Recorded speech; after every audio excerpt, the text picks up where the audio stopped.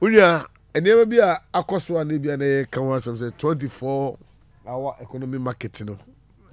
Kwadaso yensa ka ye de. Patin pampi enro me kopie ho. Na de ba kwa me mani gi ye ni say. Upomani.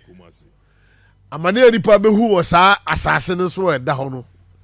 Nse na MCE bo abaso. Na enye easy. MCE say why? Because na ye ba be si afori hospital no. Ahola na ka ye ko.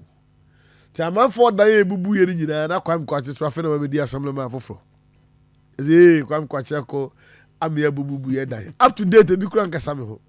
Yo fa. Batanra wo hu de bi a adefefe bi amfa se Kwadaso fo enya. Ti me mese Sadi we na mia menua na kasa no.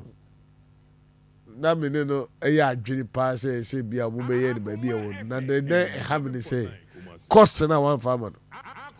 Because one by 36 months. It is say bia cost ne ba na ebo omu ya na who say bia sika ho na se sika ni ho. Okay.